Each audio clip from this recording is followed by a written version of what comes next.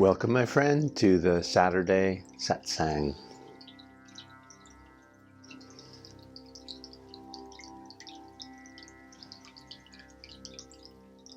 Enlightenment, it's not what you think.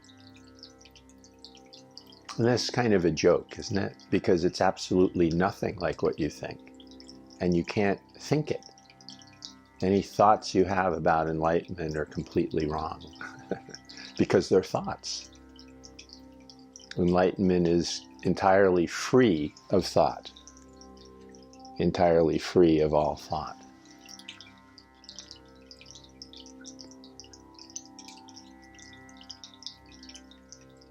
So here in satsangs, I'm talking, and you're interpreting what I'm saying through thoughts, many of you.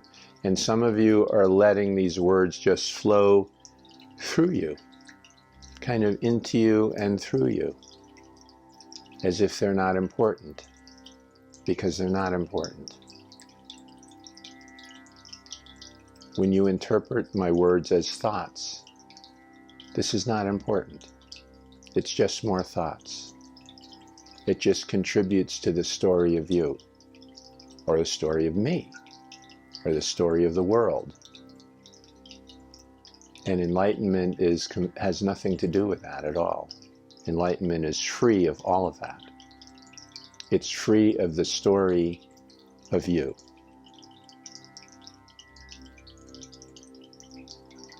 And the story of you involves all your thoughts. Right now your thoughts may be saying, I'm listening to this. That's a thought. That's a story of you. I'm listening to this. I'm hearing this. So you believe this story of you. You believe me, myself, and I, and the story of me. I've told stories of me here, if I felt they were useful for you. But all of those are a story of me. I have many stories, and my stories I find interesting. I had an unusual life. Most people haven't experienced the things that I have. Not just enlightenment, but before this. A very unusual story of me. And it's interesting to people when I tell it. The difference in enlightenment is I don't believe that story of me any longer.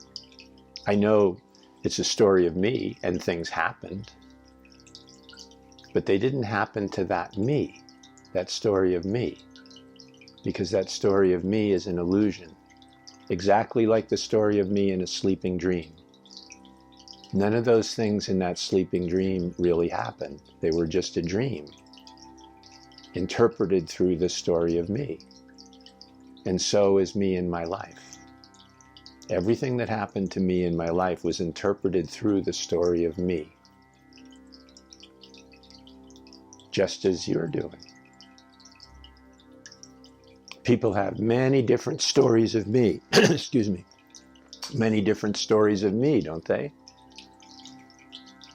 Some people have risen from little and accomplished great success in their life, overcome many struggles and accomplished success. That's a story of me. Some people feel victimized by life. Some people had very loving families, and that's the story of me. That's the story of their story. Some people have had very abusive families, and they don't get along with their parents or their siblings at all, and there's a lot of strife and struggle in their families. That's a story of me. Some people have great pain in their body, chronic pain that's there all the time. That's a story of me. Some people have very healthy bodies and feel most of the time in top health, and that's a story of me. Everything in your life is a story of me. Some people have enormous wealth and some people live in abject poverty. Both of those are stories of me. Those are stories of this central character, I. I am suffering because I have no money, no place to live, and it's freezing cold out and I'm dying. Or I am extremely wealthy and I deserve it because I work so hard. Or my parents, I inherited it from my parents and had to go through a lot of suffering, but I have all this great wealth. That's a story of me. That's the central character that all these things are happening to, just as in a sleeping dream. And there's two things that all humans have in common. One is the conditioning of the story of me, the belief in the story of me, whatever that story is, whether it's great success and wealth or abject poverty and failure, it doesn't matter. It's still a story of me. It's all a story of me. And so all humans have been conditioned to have this story in common, whatever their story is. All different stories. And to them, like to me, it's a fascinating story, the story of me, my life. So interesting to me. And at one point I believed it, just as you do. I believe this story of me. Because I believed this story of me, I was living in a dream. Sometimes a nightmare, and sometimes a beautiful dream.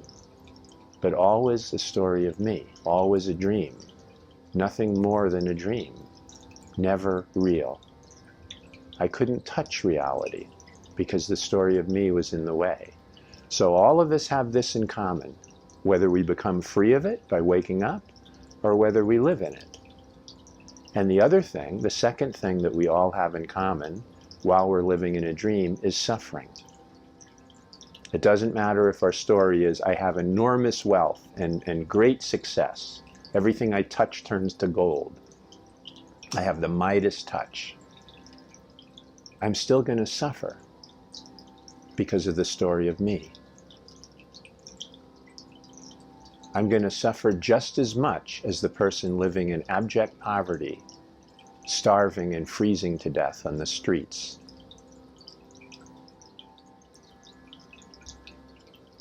It's an interesting thing. When Buddha talked about suffering, dukkha, it was called, and it doesn't mean suffering the way we think. The way we think in the West is that suffering is only when something really bad happens to me in my life, in the story of me.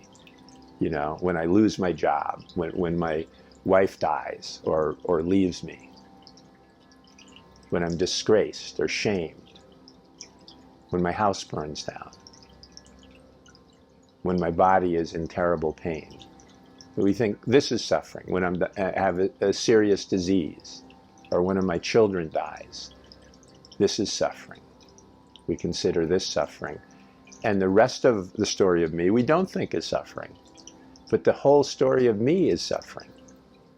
It doesn't matter whether it's great success and wealth. Just having a story of me and believing it is suffering. The sense of a separate self, the ego, is suffering itself. That's what suffering is. So it doesn't matter whether we have great success or abject poverty, we're still suffering. It doesn't matter whether we just won an Academy Award or were elected President of the United States, we're still suffering. Because we have a story of me and my life. Because we're living in a dream, we have to suffer. So dukkha doesn't mean this, what we think of suffering. Dukkha just means this sense of incompleteness, the sense of not being completely fulfilled and whole, which is this sense of a separate self in the story of me. It always has to be improved. There's something that always needs to be done a little better. There's always a problem. I'm almost there, but not quite. If I have great success and wealth and everything I do touches, I still want to touch more. I still want more success. I don't feel complete yet. Right? You notice this with people that are very successful. They're still striving for more success. They don't just stop and say, been there, done that, got it. And if they do, they're looking for something else to fulfill them. I need to focus on my relationships. I need to make my relationship better and really nurture my relationship. I want to make it better. I need something more. I need this relationship to be more than it is now. So that's what dukkha is. That's what suffering is. Suffering is this feeling that I'm not entirely 100% complete and whole. I'm not completely 100% content with things just as they are in this moment. That's dukkha. That's suffering. And whether you have enormous wealth and success or you're living in abject poverty, it's still the same story. I'm not complete yet. I'm not whole yet. I'm not absolutely 100% content with things just as they are. That's suffering, that's dukkha, that's the story of me in my life. So enlightenment is freedom from that. That's all. It's not some special object, some special state that we get, some special thing that we can get. That's why we can't think it. It's simply the absence of the dream, the absence of belief in this dream, the absence of belief in this, this sense of me, this sense of me in my life as something separate from everything else. Because the sense that we come into when we recognize our true self, when we recognize what we truly are, is not anything that the mind can conceive of. It's just too vast and all-inclusive. The true story of me is the true story of you, the true story of all existence.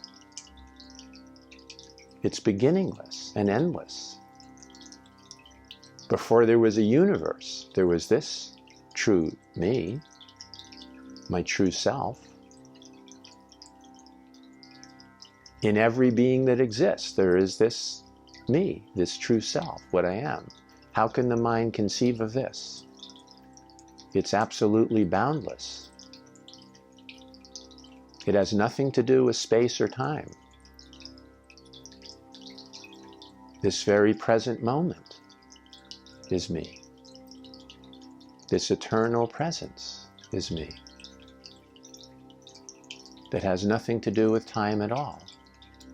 It's completely beyond time.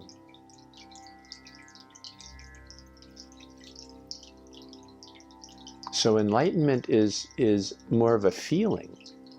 It's not a thought, and yet we can feel this sense of our beingness, the truth of what we are, our being itself.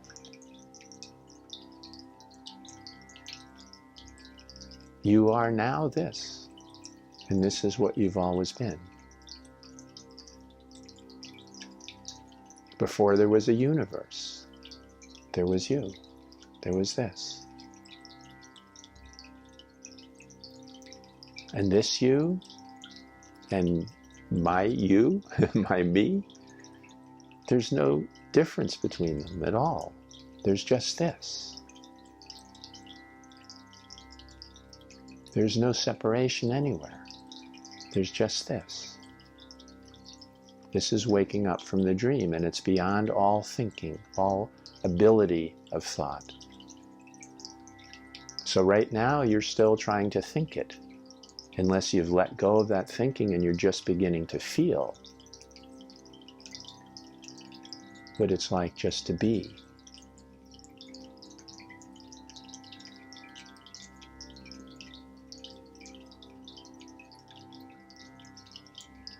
When you listen to my words, whether you're thinking or letting go, something is aware of this, isn't it? Otherwise you wouldn't know. You wouldn't be able to hear these words. Something is aware of this, aware of your thinking, aware of your story of me, aware of your sense of being a separate I, separate from all of existence. Something is aware of this.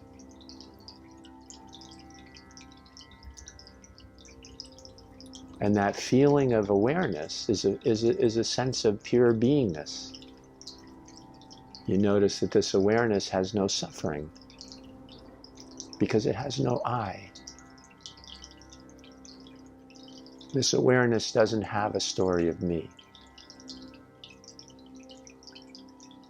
What kind of a story would that be? It includes all of existence that's ever existed. Would be the greatest story there ever was, but it's too much to make a story out of. It's too inclusive. There is nothing that is not this.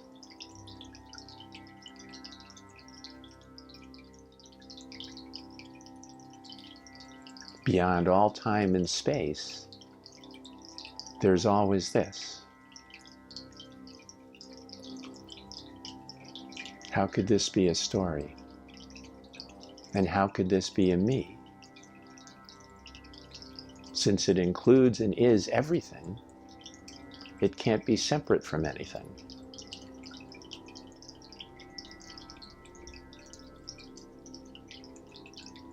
So the true self, the enlightened self, your enlightened nature, has no story of me. It's completely free of any story of me. It doesn't need to try to be free of it. It's always been free of it. It cannot not be free of it. It cannot have a story of me. So it doesn't have to be free of it because it can't have it. It never has.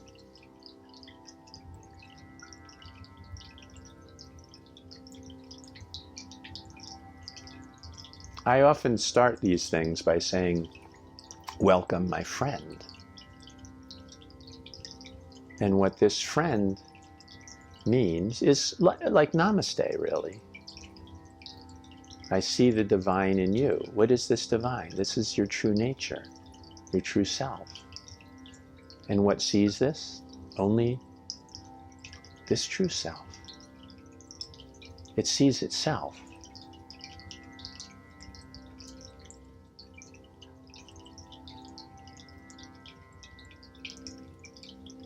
Now we talk about friendships as the story of me in relationship with the story of you, right? This is what our normal way of thinking of friendships are. And I have friendships like this too. The story of me in relationship to the story of you. And these are beautiful relationships. And I like them, I treasure them. But often most of my relationships like this are with people who are also awake.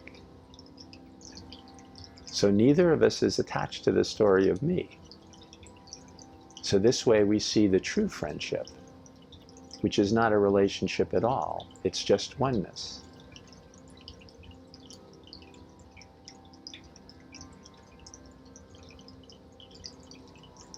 So enlightenment is only the end of a dream.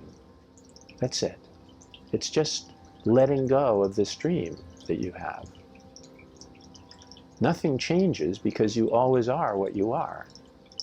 Beyond any story of you in your life, in your history, beyond this body and mind, you are always this. You have never been other than this. The story of you is just a dream. Your life history is just a dream. All the suffering that you've gone through in your life is just a dream. It comes from this mistaken belief in a false self, in a story of you. And we cling to this story desperately. We feel like, oh my God, if I let this story go, I will die. Because there won't be a story of me anymore. So when you're sleeping at night and you have a dream and you wake up from this dream, does that mean that the dream died? Is that how you would phrase it when you wake up in the morning? Is, oh my God, my dream died. No, you don't. You just realize it's a dream, that's all. And that's also the experience of waking up. You don't think, oh my God, my self died. You just wake up and realize that there was no self. That's all. That the self was just a dream. And that's the end of your suffering. That the self and suffering, the separate self, the false self and suffering are one and the same. The story of you in your life is the story of suffering.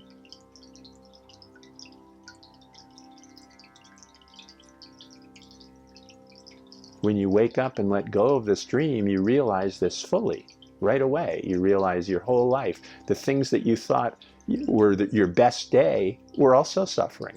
The whole thing was suffering.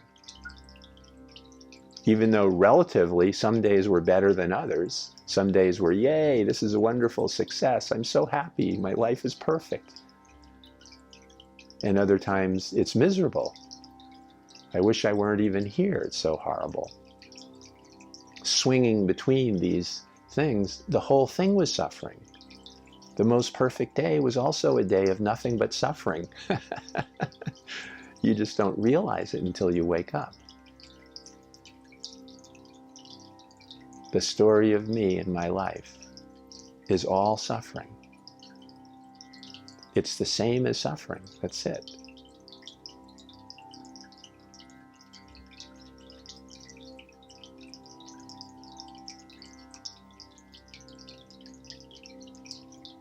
One of the things that the Buddha said after all this many years of teaching was that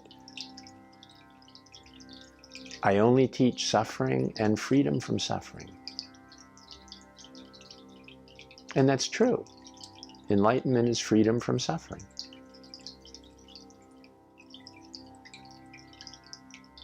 And this self, this ego self, this false self, this small self of I, me, mine, me in the story of my life, is suffering. So freedom from that is freedom from suffering. You cannot suffer unless you identify with this separate self. As soon as you stop identifying with the separate self, all suffering is gone. Not only gone, but impossible. It cannot exist in reality. And yet people go through tremendous suffering, absolute hell, because of their attachment to this sense of a self.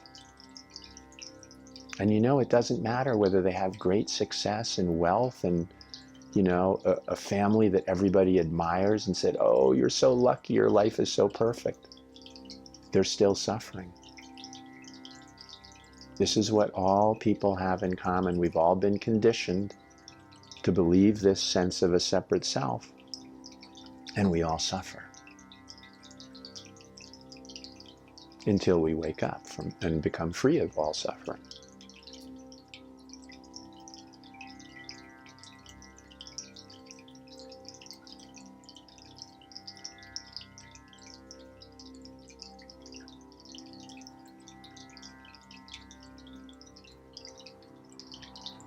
So right now, if you're not awake yet, if you haven't experienced this freedom from suffering, and you have, many moments in your life you have experienced, your attention has not been focused on yourself, not been focused in this I. Often people who do social work and work with impoverished people and helping people and give their lives to these causes for helping animals, helping people that are suffering, it's a freedom from this sense of self, the suffering of others, this physical suffering of others, something that they can really see, and not this subtle incompleteness, but they can see these people are in poverty, they're dying of great disease. Mother Teresa was one, you know, helping the lepers and people in India and Calcutta.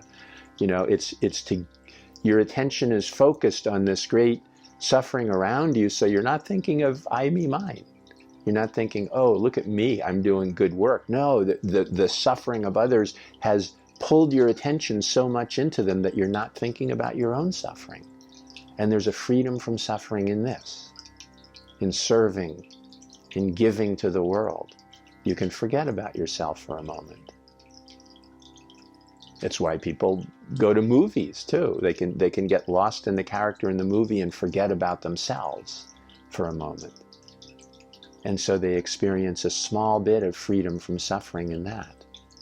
It's not the same as waking up and being completely free of suffering, because as soon as they stop working or they leave the movie, they're back to the story of me. I like that movie. I didn't like that movie. You know, that's back to the story of me. What's my opinion about that movie? That character was kind of like me, or I would like to be like that. All the story of me.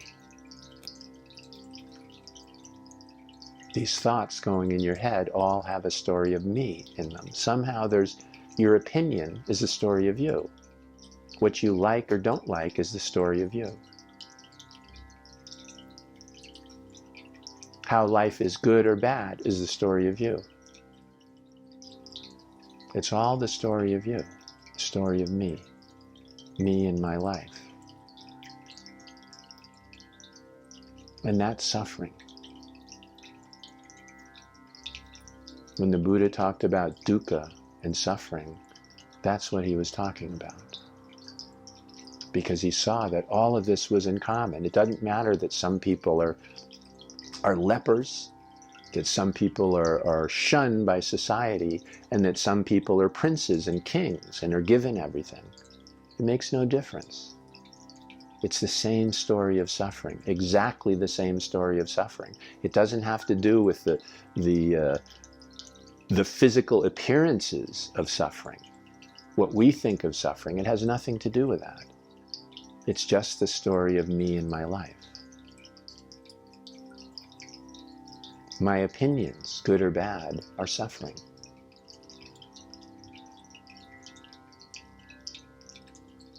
Because they're my opinions. And my is the story of me and my life. Your true awakened nature has no opinions at all. What would it have an opinion about? It is everything. Where's the opinion? It's not separate from anything. How could it have an opinion about something else? Because that something else is it. You cannot find an other. It's all it. And you realize that not through thought, but through this beingness. Through this being. Because this is what you are. You can't think your way into being.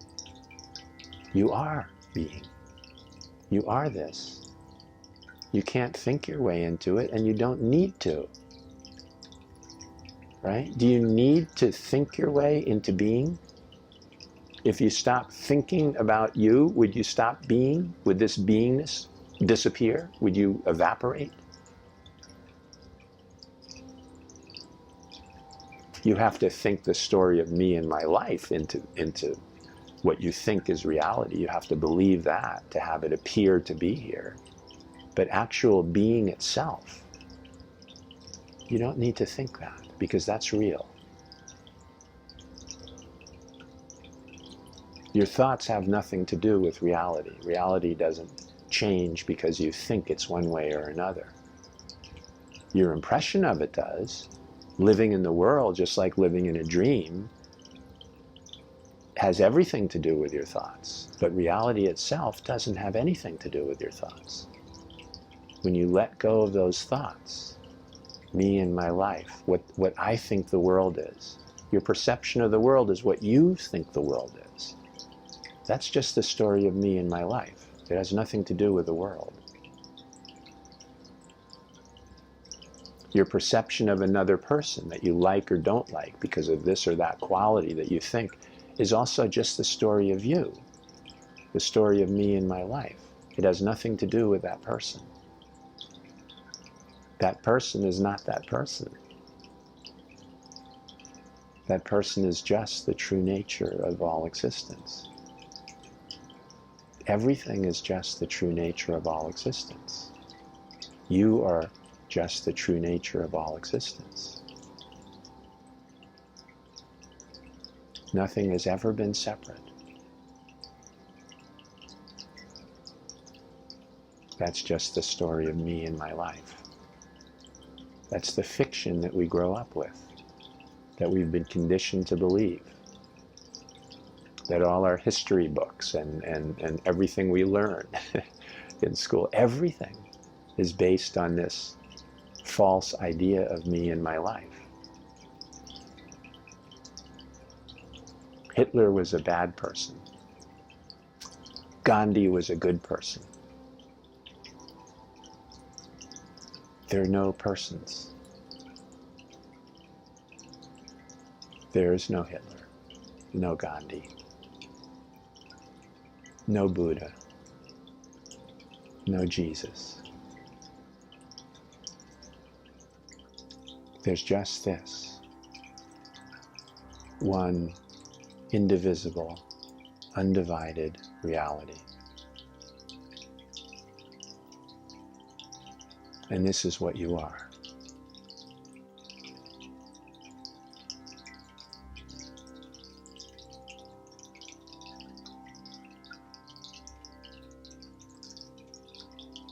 If you can feel this, if you can let go of all thoughts about me and my life, all thoughts about opinions of the world, all thoughts about everything that I'm saying, and just be, you will realize this. You will come home, you will wake up, you will realize your true nature.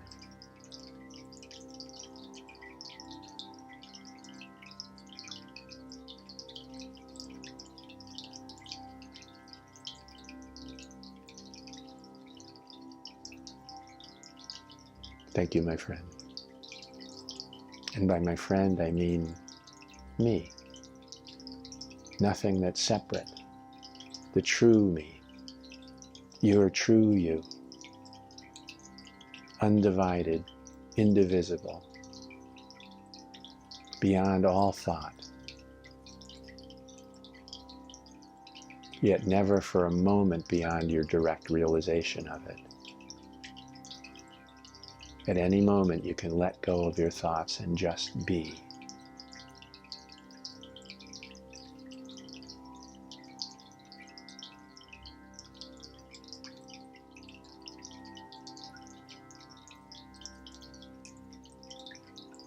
When you realize this in this being, there is no I in this being.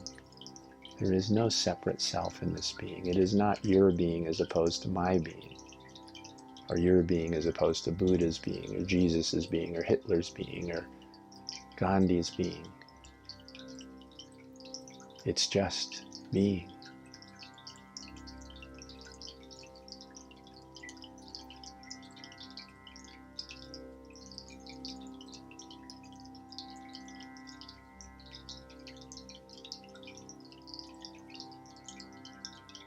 Thank you, my friend.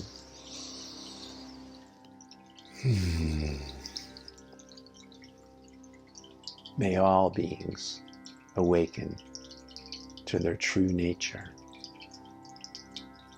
and be free of all suffering.